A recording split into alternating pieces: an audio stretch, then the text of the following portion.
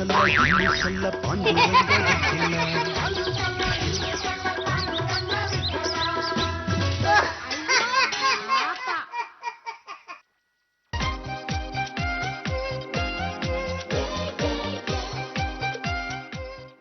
ಅಣ್ಣಯ್ಯ ನೆನ್ನೆ ಏನಾಯ್ತು ಗೊತ್ತಾ? ಅಮ್ಮ ಊಟ ಮಾಡ್ತಿರ್ಬೇಕಾದ್ರೆ ದೇವ್ರ ಕೊಟ್ಟ ತಂಗೆ ಜಾತಿ ಜಂಬಲ್ದಿಂದ ಅವರು ನಿನ್ನೆ ಯಾವ ಕಲರ್ ಡ್ರೆಸ್ ಹಾಕೊಂಡಿದ್ರೆ? ಅದು ಒಂಥರ ಮರೂನ್ ಕಲರ್ ಡ್ರೆಸ್ ಹಾಕೊಂಡಿದ್ದು. ಗೊತ್ತಾಗೋಯ್ತು ಬಿಡೆ. ಅದೇ ಹೋದ ವರ್ಷ ನನ್ನ ಬರ್ತಡೆಗೆ ನಾನು ಅವ್ರಿಗೆ ಗಿಫ್ಟ್ ಅಂತ ಕೊಡ್ಸಿದ್ದಲ್ಲ ಆ ಡ್ರೆಸ್ ತಾನೆ? ಹೌದೌದು ಅಣ್ಣಯ್ಯ, ಏನಾಯ್ತು ಗೊತ್ತಾ? ನಿನ್ನೆ ಅಮ್ಮ ಊಟ ಮಾಡ್ತಿರ್ಬೇಕಾದ್ರೆ ದೇವ್ರ ಕೊಟ್ಟ ತಂಗೆ ಅವ್ರು ಆಕ್ಚುಲಿ ಇವತ್ತು ಮಹಿಳಾ ಸಂಘದ ಮೀಟಿಂಗ್ ಹೋಗ್ಬೇಕು ನೆನಪು ಮಾಡಿ ಅಂತ ನನಗೆ ಹೇಳಿಕ್ಕಿದ್ದ ನೆನಪು. ನಾನು ಅವ್ರಿಗೆ ಫೋನ್ ಮಾಡಿ ಹೇಳಕ್ ಆಗ್ಲಿಲ್ಲ. ಅವರು ಮಹಿಳಾ ಸಂಘದ ಮೀಟಿಂಗ್ ಹೋಗಿ ಬಂದ್ರೇನೆ. ಅಣ್ಣಯ್ಯ, ಬರೀ ಜಾಜಿ ಅತ್ತಿಗೆ ಬಗ್ಗೆನ ವಿಚಾರಿಸ್ತಿದ್ಯಲ್ಲ, ನನ್ ವಿಷಯ ಬೇಡ್ವಾ? ಅಮ್ಮನ ವಿಷಯ ಬೇಡ್ವಾ? ಅಣ್ಣಯ್ಯ, ನೆನ್ನೆ ನಮ್ಮಮ್ಮ ಊಟ ಮಾಡ್ತಿರ್ಬೇಕಾದ್ರೆ ದೇವ್ರ ಕೊಟ್ಟ ತಂಗೆ ನಮ್ಮ ಬೆಡ್ರೂಮ್ ಅಲ್ಲಿ ಒಂದು ಸೀರೆ ಇದೆ ಗೊತ್ತಾ? ಅದರಲ್ಲಿ ಒಂದು ಹಸಿರು ಕಲರ್ ಚಡ್ಡಿ ಇದೆ, ನೋಡಿದ್ದೀರಿ ನೀನು? ನೋಡಿದೀನಿ. ಆ ಚಡ್ಡಿ ಟೇಬಲ್ ಒಂದು 3000 ರೂಪಾಯಿ ಇಟ್ಟಿದ್ದೀನಿ. ಅದನ್ನ ಜಾತಿ ಚಪ್ಪಲ್ ತಿಂಡಿಯವರು ಕೊಟ್ಟು ಬ್ಯೂಟಿ ಪಾರ್ಲರ್ಗೆ ಹೋಗಿ ಬರೋದಕ್ಕೆ. ಅಣ್ಣಯ್ಯ ಕೇಳಿಸ್ಕೊ, ನೆನ್ನೆ ಅಮ್ಮ ಊಟ ಮಾಡ್ತಿರ್ಬೇಕಾದ್ರೆ ದೇವ್ರ ಕೊಡ್ತಂಗೆ ತುಂಬಾ ಈ ಟೀ ತಗೊಂಬಂದ ಅನ್ಸುತ್ತೆ. ನಾನು ಅವ್ರ ಜೊತೆ ಸ್ವಲ್ಪ ಮಾತಾಡ್ಬೇಕು. ನಾನು ಜಾತಿ ಚಪ್ಪಲ್ ತಿಂಡಿಯವ್ರು ಕೇಳಿದೆ ಅಂತ ಹೇಳ್ಬಿಟ್ಟು ನೀನು ಫೋನ್ ಮಾಡಕಮ್ಮ. ಅಣ್ಣಯ್ಯ ಅಣ್ಣಯ್ಯ ಅಮ್ಮ. ಏನಮ್ಮ? ಅಣ್ಣಯ್ಯ ಫೋನ್ ಮಾಡಿ ಬರೀ ಜಾಜಿ ಅತ್ತಿಗೆ ಬಗ್ಗೆನೇ ವಿಚಾರಿಸ್ದ. ನಿನ್ ಬಗ್ಗೆ ಆಗ್ಲಿ ನನ್ ಬಗ್ಗೆ ಆಗ್ಲಿ ಏನು ವಿಚಾರಿಸ್ಲೇ ಇಲ್ಲ. ನಿನ್ನ ಬಗ್ಗೆ ವಿಚಾರಿಸಲಿಲ್ಲ ಅಂದ್ರೆ ಹಾಳಾಗ್ ಹೋಗ್ಲಿ.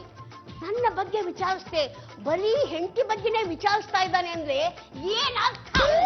ಪಾಪಿಗೆ ನನ್ ಮೇಲೆ ಅಷ್ಟೊಂದು ಲವ್ ಇದೆ ಅಂತ ಅರ್ಥ. ಅಯ್ಯ ಸಾಕು ಸುಮ್ನಿಲ್ಲಮ್ಮ.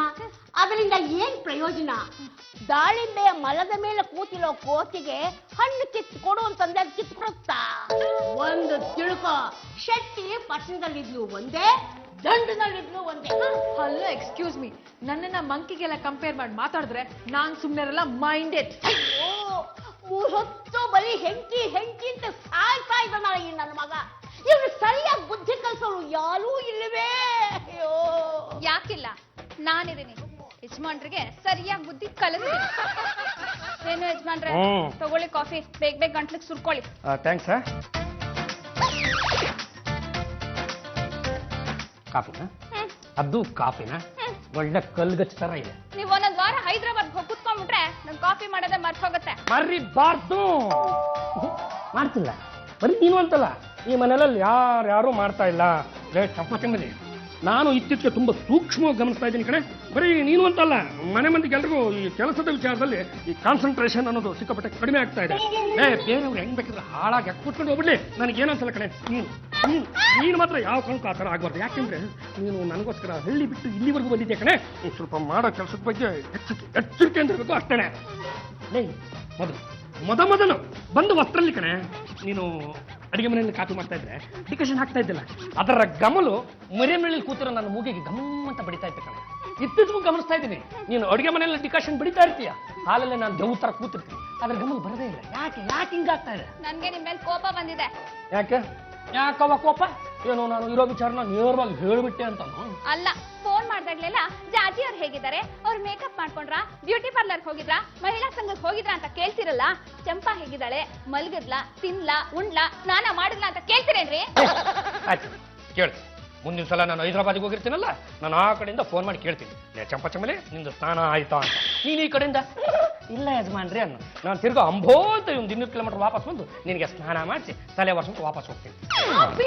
This is too much. ಇಲ್ಲ ರೇ, ನಮ್ಮ ತಾಯಣಿಗೆ ನಮ್ಮ ಮನೆಯಲ್ಲಿ ಮಚ್ಚು ಲಾಂಗು ಇಲ್ಲ ಅಲ್ಲ. ಗಂಡುಗಲಿ ವಂಶದ ಒಂದು ಹಳೆ ತುಕ್ಕಿಡಿದ್ರ ಖಡ್ಗ ಇದೆ, ಅಟ್ಟದ ಮೇಲೆ ಇಟ್ಟಿದೀವಿ. ಅದು ದಸರಾ ಹಬ್ಬದ ದಿವಸ ಕೆಳಗಿಟ್ಬಿಟ್ಟು ಪೂಜೆ ಮಾಡ್ತೀವಿ, ಬಂದು ಕೈ ಮುಕ್ಕಳಿ. ಪತ್ತು ಬರ್ತಾ ಬರ್ತಾ ನಮ್ಮ ಬಾಬಾ ಚೇಂಜ್ ಆಗ್ತಿದ್ದಾರೆ ಅನ್ಸುತ್ತೆ. ಚೇಂಜ್ ಆಗೋದೇನ್ ಬಂತು? ಚೇಂಜ್ ಆಗ್ಬಿಟ್ಟಿದ್ದಾನೆ ಚಿಲ್ಡ್ರ ನನ್ ಮಗ. ಮಕ್ ಹೊಡಬಿಡ್ತೀನಿ. ಈ ಕಟ್ಟ ಕಡೆ ತುಂಡು ಯಾವತ್ತಿದ್ರು ಬಂದ ಕಣೋ, ಆವತ್ತು ಬಂದಾನೆ, ಇನ್ನು ಮುಂದೆನೂ ಬಂದಾನೆ. ಯಾವ ನನ್ ಬಗ್ಗೆ ಮಾತಾಡಯ್ಯ? ಹೈದರಾಬಾದ್ ಅಲ್ಲಿ ಇದ್ದಾಗಂತೂ ಮಾತಾಡ್ಸ್ಲಿಲ್ಲ, ಇಲ್ಲಿ ಬಂದ್ಮೇಲಾದ್ರೂ ಮಾತಾಡ್ಸುತ್ತಾನೆ. ಬೆಳಗ್ಗೆ ಬಂದಾಗಿದ್ದ ಒಂದೇ ಒಂದ್ಸತಿ ಅಡ್ಗೆ ಮನೆ ಕಡೆ ದಿಟ್ಟಿಸ್ ನೋಡಿದಿರಾ? ಏನಿ ಚಂಪಚಂಬಲಿ ಅಂತ ಅಂದಿದ್ದೀರಾ? ಕೆನ್ನೇನಾದ್ರೂ ಸೌರಿದಿರೇನ್ರಿ?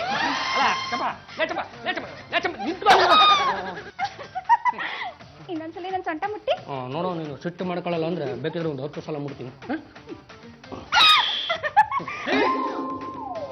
ಏನು ಏನ್ ನಡೀತಾ ಇದೆ ಈ ಮನೆಯಲ್ಲಿ? ಅಲ್ಲ ಎಲ್ಲ ನಾನು ಸರಿಯಾಗಿ ನಡೀತಾ ಇದೆ. ತೆಪ್ಪು ನಿಂತ್ಕೊಳ್ಳಲೇ. ನನ್ನ ಕಣ್ಣು ಮುಂದೆ ಮನೆ ಕೆಲಸದವ್ರು ಸೊಂಟ ಮುಟ್ಟಿರಲ್ಲ, ಸ್ವಲ್ಪ ಶೇಮ್ ಆಗಲ್ವಾ? ನಾನ್ ಕೆಲಸದವಳು ಅಲ್ಲ, MSc ಮೇಡ್ ಸರ್ವೆಂಟ್ ಚಂಪಾಕಲಿ. ನಮ್ ಕಾರ್ಮಿಕ ಸಂಘಕ್ಕೆ ನಾನೇ ಪ್ರೆಸಿಡೆಂಟ್. ಏನಾದ್ರೂ ಏನಂತೆ ಮುಸ್ಸತಿಗೆ ತಪ್ಪುತ್ತೇನೆ ಮಾಡ್ತೀನಿ. ಅತ್ತೆ ಅತ್ತೆ ಬಂದ್ರಿ? ಅಯ್ಯ ಬಂದ್ರೆ ಏ ಟಕ ಡುಮ್ಟಕ, ನಿನ್ನ ಆಮೇಲೆ ವಿಚಾರಿಸ್ಕೊತೀನಿ. ಏನಮ್ಮ ವಿಷಯ? ಅದು ಮಾತ್ರ ರಂಗಮ್ಮನವ್ರೆ ಏನು ವಿಚಾರ ಅಂತ ನಾನು ಹೇಳ್ತೀನಿ.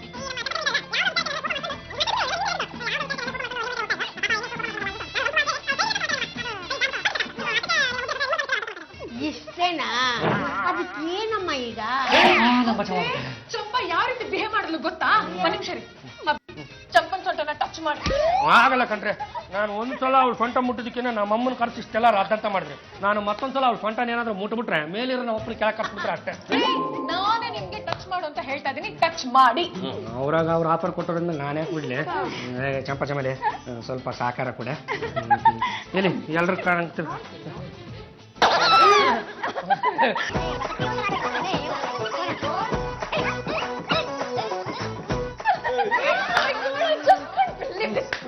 ಮುಂದೆ ಬರ, ಪದ್ದು ಸೊಂಟನ ಟಚ್ ಮಾಡ್ರಿ. ನಾನು ಎಸ್, ಟಚ್ ಮಾಡಿ. ಅಲ್ಲ ಇನ್ನೊಂದ್ಸಲ ಯೋಚನೆ ಮಾಡಿ ಮಾಡ್ರಿ. ಎಲ್ಲ ಅವನು ಇಲ್ಲಿ ತಾನೆ ಅಯ್ಯ ಒಳ್ಳೆ ಲಾಫಿ ಬುದ್ಧ ಕಣ ಕಾಣ್ತೀಯಲ್ಲ. ಟಚ್ ಮಾಡ್ರಿ.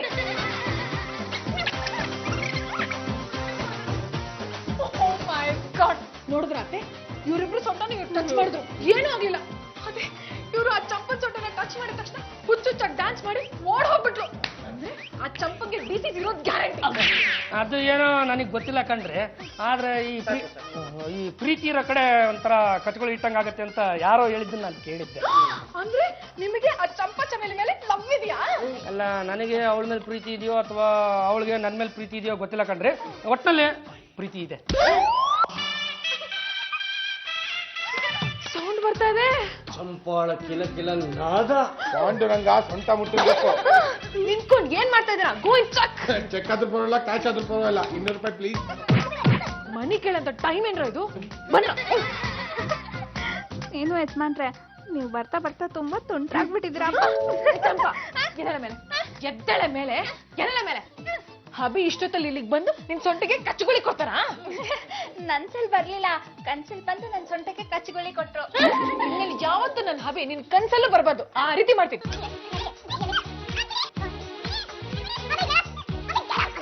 ಏನು ನೀವು ಇಷ್ಟೊತ್ತಲ್ಲೇ ಗೊತ್ತಿದ್ರಿ? ನಂಗೆ ಚೆನ್ನಾಗಿ ಗೊತ್ತಿತ್ತು. ಒಂದಲ್ಲ ಒಂದು ದಿವಸ ನೀವು ಬೆಡ್ರೂಮ್ ಅಲ್ಲಿ ಹಾಕಿರೋ ಅಡ್ಮಿಷನ್ ಬೋರ್ಡ್ ತೆಗಿತೀರಾ ಅಂತ ನಂಗೆ ಗೊತ್ತಿತ್ತು. ಆದ್ರೆ ಆ ರಾತ್ರಿ ಈ ರಾತ್ರಿ ಆಗಿರುತ್ತೆ ಅಂತ ನಂಗೆ ಗೊತ್ತಿರಲಿಲ್ಲ. ಬನ್ನಿ ಹೋಗೋಣ. ಹಬಿ ಡೋಂಟ್ ಟಾಕ್ ರಬಿಶ್. ನೀವು ನಿಮ್ ಪಾಡಿಗೆ ಇಲ್ಲಿ ಬಿದ್ಕೊಂಡಿದ್ರೆ ಇವಳು ಅಡ್ಗೆ ಮನೇಲಿ ಕಿಲ ಕಿಲ ಅಂತ ನಗ್ತಾರಲ್ಲ, ಅದ್ ಯಾಕೆ ಅಂತ ಕೇಳ್ರಿ. ಯಾಕೆ ನಕ್ಕದೆ? ಏನೋ ಗೊತ್ತಿಲ್ಲ ಯಜಮಾನ್ರೆ, ನೀವು ನನ್ ಸೊಂಟಕ್ಕೆ ಕಚ್ಚುಗುಳಿ ಕೊಟ್ಟಾಗಿಂದ ಅದನ್ನ ನೆನ್ಸ್ಕೊಳ್ಳೋದು ನಗದು, ನೆನ್ಸ್ಕೊಳ್ಳೋದು ನಗದು ಇದ್ದೇ ಆಗ್ಬಿಟ್ಟಿದೆ. ನಿದ್ದೆನೆ ಬರ್ತಿಲ್ಲ. ಇನ್ಮೇಲೆ ಯಾವ್ದೇ ಕಾರಣಕ್ಕೂ ಇವಳು ನಗ್ಬಾರ್ದು ಅಂತ ಹೇಳ್ರಿ. ಚಂಪಚ್ಚ ಮೇಲೆ ಇನ್ಮೇಲೆ ಇನ್ನು ಬರೀ 10 ಗಂಟೆ ಆಯ್ತು ಬಿಡ. ಇದೊಳ್ಳೆ ಕತೆ ಆಯ್ತು ಯಜಮಾನ್ರೆ. ನೀವು ಸೊಂಟಕ್ಕೆ ಕಚ್ಚುಗುಳಿ ಕೊಟ್ರೆ ನಗ್ದೆ ಅಳಕ್ಕಾಗುತ್ತಾ? ನಾನು ನಗ್ತಾನೆ ಇರ್ತೀನಿ. ಯಾರು ಏನ್ ಮಾಡ್ತಾರೋ ನಾನು ನೋಡ್ತೀನಿ. ಹಬಿ ಕಮ್ ಹಿಯರ್. ವಾಟ್ ಮೈಡಿಯರ್ ಗುಡ್ಡು ಏನೋ ಕರೆದಂಗಿತ್ತು. ಹಬಿ ಇವತ್ತು ನೀವು ನನ್ನ ಸೊಂಟನ ಟಚ್ ಮಾಡ್ಬೇಕು. ಹೋಗತ್ತಾಗ, ನಮಗೆ ಟೈಮ್ ಇಲ್ಲ ಕಣ್ರಿ, ನಾವು ಲೆಕ್ಕ ಬರಿತಾ ಕೂತಿದೀವಿ. ಸುಮ್ಮನೆ ನನ್ನ ಸೊಂಟನ ಟಚ್ ಮಾಡ್ರಿ. ಹೋಗ್ರೆ ಹೋದ್ ತಿಂಗಳದ ₹1 ಲೆಕ್ಕ ಮಿಸ್ ಹೊಡಿತಾ ಇದೆ ಕಣ. ₹1 ಎಲ್ಲಿ ಹೋಯ್ತು ಅಂತ ನಾನು ತಲೆ ಕೆಡ್ಸ್ಕೊಂಡು ಕೂತಿದ್ರಿ. ಇವ್ರು ಸೊಂಟ ಮುಟ್ಟು ಅಂತ ಆಫರ್ ಬೇರೆ ಕೊಡ್ತಾರೆ, ಆಗಲ್ಲ. ಮೈ ಗಾಡ್ ಹಬಿ ಡೋಂಟ್ ಟಾಕ್ ರಬಿಶ್. ಆ ನಿಮ್ಮ ₹1 ನಾನ್ ಕೊಡ್ತೀನಿ, ಸುಮ್ಮನೆ ನನ್ನ ಸೊಂಟನ ಟಚ್ ಮಾಡಿ. ಬಾಬಾ ಅಷ್ಟು ಪರಿಪರಿಯಾಗಿ ಕೇಳ್ಕೊತಾ ಇದಾರೆ, ಸೊಂಟ ಟಚ್ ಮಾಡಕ್ ನಿಮ್ಗೆ ಏನ್ರಿ ದೊಡ್ಡರಾಗ? ಅದಕ್ಕಾಕು ನೀನು ಇಷ್ಟೊಂದು ರೊಚ್ಕೊಳ್ತೀಯ? ಎಲ್ಲರಿಗೂ ಇಂಥದೆಲ್ಲ ಮಾಡೋದ್ರೆ ನಮ್ಗೆ ನಾಚಿಕೆ ಆಗುತ್ತಪ್ಪ. ಹಾಳಾಗೋಗ್ಲಿ, ಟಚ್ ಮಾಡ್ತೀನಿ, ನೀವು ಸರಿಯಾಗಿ ನಿಂತ್ಕೊಳ್ಳಿ.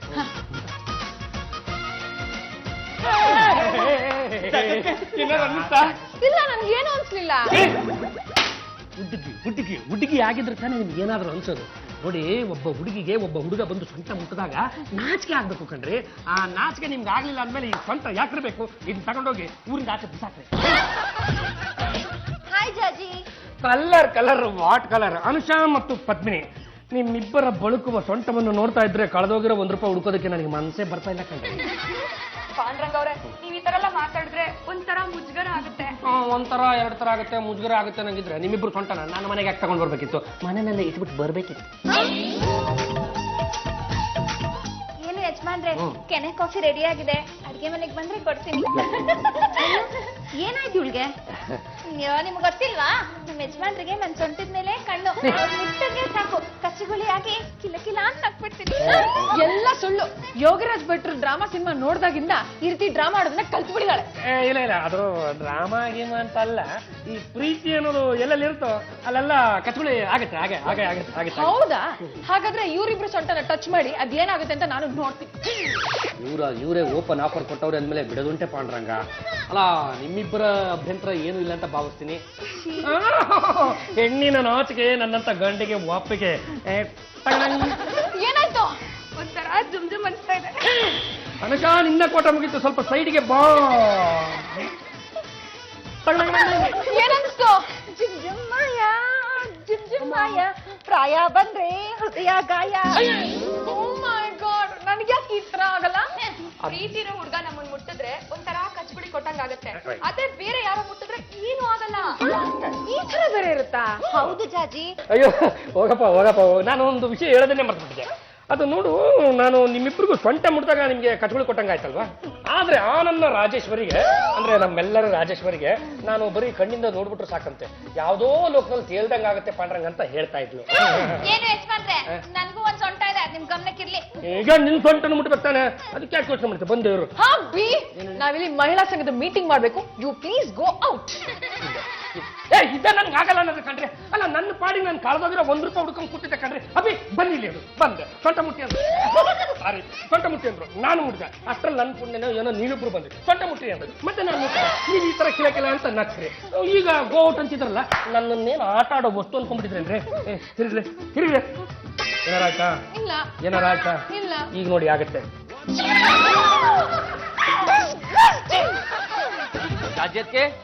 ಜಾಜತ್ಗೆ ರಸ್ತೆಯಲ್ಲಿ ತಲೆ ಎತ್ಕೊಂಡು ತಿರ್ಗಾಡಕ್ ಆಗ್ತಿಲ್ಲ. ಮೆಡಿಕಲ್ ಸ್ಟೂಡೆಂಟ್ಸ್ ಎಲ್ಲ ಕೇಳ್ತಿದ್ದಾರೆ.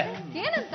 ಸೊಂಟ ಮುಟ್ಟಿದ್ರೆ ಕಚಗುಳಿ ಕೊಟ್ಟಂಗ ಆಗುತ್ತಂತಲ್ಲ, ಅದ್ರ ಬಗ್ಗೆ ನಿಮ್ ಮನೆಯಲ್ಲಿ ಇರೋರ್ ಮೇಲೆಲ್ಲ ಪ್ರಯೋಗ ನಡೀತಾ ಇದೆಯಂತೆ, ಹೌದಾ ಅಂತ ಕೇಳಿದ್ರು. ಅದಕ್ ನೀನೇನ್ ಹೇಳ್ದೆ? ನಮ್ ಬಾವ ಚಂಪನ್ ಸೊಂಟ ಮುಟ್ಟಿದ್ರೆ ಮಾತ್ರ ಕಚ್ಗುಳಿ ಆಗುತ್ತೆ, ಇನ್ಮಿಕ್ಕಿದ ಕನೆಕ್ಷನ್ಸ್ ಎಲ್ಲ ಕರೆಕ್ಟ್ ಆಗಿದೆ ಅಂದ್ವಿ. ಜಾಜತ್ಗೆ ಈ ವಿಷಯ ಎಲ್ಲಾ ಕಡೆ ಹರಡ್ತಾ ಇದೆ. ಅದನ್ನ ಮಾಡಿ ಇದನ್ನ ಸ್ಟಾಪ್ ಮಾಡಿಸ್ಲೇಬೇಕು. ಇದಕ್ಕೆ ಸಂಬಂಧಪಟ್ಟ ಶಾಸ್ತ್ರನ ಕರೆಸ್ಬೇಕು, ಏನಾಗಿದೆ ಅಂತ ಕೇಳಲೇಬೇಕು. ಹೇಮಂತ ಶಾಸ್ತ್ರಿಗಳು ಅಂತ ಒಬ್ಬರು ಇದ್ದಾರೆ, ಅವರು ನಮ್ಗೆ ಅಡ್ಜಸ್ಟ್ ಆಗ್ತಾರೆ, ಸ್ವಲ್ಪ ಚೀಪ್ ಆಗೋ ವರ್ಕೌಟ್ ಆಗ್ತಾರೆ. ಹಾಗಾದ್ರೆ ಇಮ್ಮಿಡಿಯೇಟ್ ಆಗಿ ಆ ಹೇಮಂತ ಶಾಸ್ತ್ರನ ಕರೆಸೋ. ಕರೆಕ್ಟ್ ಆಗಿ ಹೇಳಿದ್ರೆ ಜಾಜತ್ಗೆ, ಆ ಶಾಸ್ತ್ರಿಗಳು ಒಂದ್ಸಲಿ ಚಂಪನ್ ಸೊಂಟ ಮುಟ್ಲಿ, ಆಗ ಗೊತ್ತಾಗುತ್ತೆ. No no no no no more trials. ಈಗಿರೋದು ಒಂದೇ ಫೈನಲ್ ಜಡ್ಜ್ಮೆಂಟ್. ಯಾರಿಗೋ ಶಾಸ್ತ್ರ ಪ್ರಾಬ್ಲಮ್ ಅಂತಂದ್ರು, ನಿಮ್ ಸೊಂಟಕ್ಕ ಇಲ್ಲಿ ಎದ್ದು ನಿಂತ್ಕೊಳ್ಳಮ್ಮ. ನನ್ ಸೊಂಟಕ್ಕೆ ಏನೂ ಆಗಿಲ್ಲ, ಸೇಫ್ ಆಗೇ ಇದೆ. ಪ್ರಾಬ್ಲಮ್ ಆಗಿರೋದು ಆ ಚಂಪನ್ ಸೊಂಟಕ್ಕೆ. ಯಾವಾಗ್ಲೂ ನನ್ನ ಹಬಿಗೆ ಆ ಸೊಂಟದ ಮೇಲೆ ಕಣ್ಣು. ಮಾರಿ ಕಣ್ಣು ಹೋರಿ ಮ್ಯಾಗೆ ಅಂತಾರಲ್ಲ ಹಾಗೆ. ಯಾರ್ ಕಣ್ಣು ಯಾರ್ ಮಾರಿ ಅವೆಲ್ಲ ಬಿಡಿಸೋದಕ್ಕೆ ನಮ್ಮ ಹತ್ರ ಸಮಯ ಇಲ್ಲ ರೀ. ಮೊದಲು ಪ್ರಾಬ್ಲಮ್ ಸಾಲ್ವ್ ಮಾಡಿ ನೀವು. ಈ ಜಗತ್ನಲ್ಲಿ ಜನ ಹಾಳಾಗ್ತಾ ಇರೋದು ಸೊಂಟದಿಂದ ಮತ್ತು ಕಂಠದಿಂದ. ಮುತ್ತಿನಂತ ಮಾತಾಡಿದ್ರಿ ಶಾಸ್ತ್ರಿಗಳೇ. ಕಂಠ ಚೆನ್ನಾಗಿದ್ರೆ ಒಳ್ಳೆ ಮಾತು, ಸೊಂಟ ಚೆನ್ನಾಗಿದ್ರೆ ಒಳ್ಳೆ ನಡುತ್ತೆ. ಸೂಪರ್ ಡೈಲಾಗ್ ಶಾಸ್ತ್ರಿಗಳ. ಆಯಾಗ ಮುಂಡೆದೆ, ನಿನ್ ಸೊಂಟಕ್ಕೂ ರಾಹು ಕೆತ್ತು ಬಿಡ್ತಿದೆ, ಅದಕ್ಕೆ ಮದುವೆ ಆಗೋದಿರ್ಲಿ, ಮುಂಜಿನೂ ಆಗಿಲ್ಲ. ಶಾಸ್ತ್ರಿಗಳೇ, ಈಗ ಪ್ರಾಬ್ಲಮ್ ಆಗಿರೋದು ಚಂಪನ್ ಸೊಂಟದಿಂದ. ಹೋದ್ ಸರಿ ನಾನು ಬಂದಾಗ ಅವಳು ಸೊಂಟನ ಚೆನ್ನಾಗಿ ಬಳಸಿಸ್ತಾ ಇದ್ಲು. ಈಗ ಬಳಸೋದು ಜಾಸ್ತಿ ಆಗ್ಬಿಡಿದೆ. ಕರೀರಿ, ರಿಪೇರಿ ಮಾಡೋಣ. ಲೇ ಚಂಪಾ, ಬಾರೆ ಇಲ್ಲಿ. ಇಷ್ಟೊತ್ತಿನಲ್ಲಿ ಕಾಫಿ ಟೀ ಎಲ್ಲ ಸಿಗಲ್ಲ, ಹಾಲ್ ಖಾಲಿಯಾಗಿದೆ. ಅಕ್ಕಪಕ್ಕದಲ್ಲಿ ಯಾರಾದ್ರೂ ಹಸು ಕಟ್ಟಿರ್ತಾರೆ, ಕೇಳಿದ್ರೆ ಲೀಟರ್ ಗಟ್ಲೆ ಕಳೆದು ಕೊಡ್ತಾರೆ. ನೀವು ಡ್ರಮ್ ಗಟ್ಲೆ ಕುಡಿತೀರ ಅಲ್ವಾ? ಕೊಟ್ರೆ ಬೇಡ ಅಂತೀನ. ಮಧ್ಯಾಹ್ನದೊತ್ತು ಯಾರು ಹಾಲ್ ಕರಿಯಲ್ಲ, ಹಾಲ್ ಕರಿಯೋದಕ್ಕೆ ತಂಪು ಹೊತ್ತು ಹುಟ್ಟಬೇಕು. ಲೇ ಚಂಪಾ, ಈಗ ನೀನ್ ಯಾರೇ ಕಾಫಿ ಕೇಳಿದ್ದು? ಶಾಸ್ತ್ರಿಗಳಿಗೆ ನಿನ್ ಫೇಸ್ ನ ತೋರಿಸ್ಬೇಕಾಗಿತ್ತು, ತೋರಿಸಿದ್ದಾಯ್ತು, ಔಟ್. ಶಾಸ್ತ್ರಿಗಳೇ, ನನ್ ಮುಖ ನೋಡ್ಕೊಂಡ್ರಾ?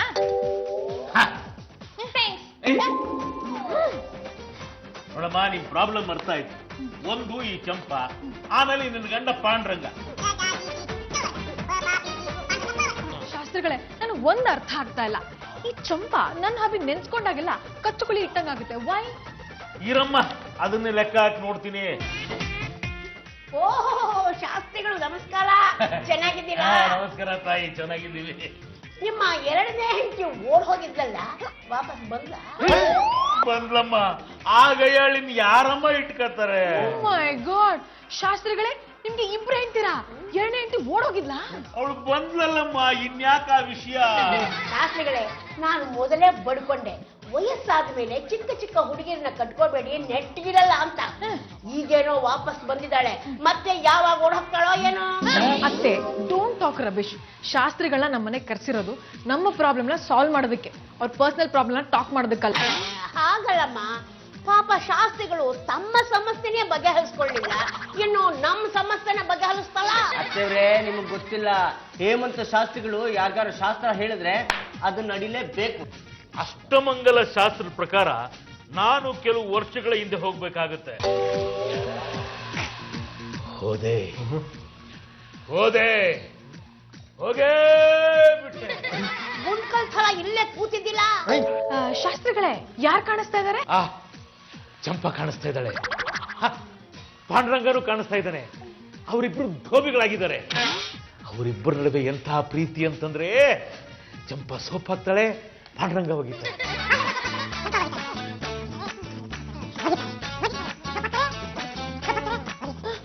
ಓಕೆ ಓಕೆ, ಹೋದ್ ಜನ್ಮದ ಕತೆ ಈಗ ಯಾಕೆ ಅಂತ.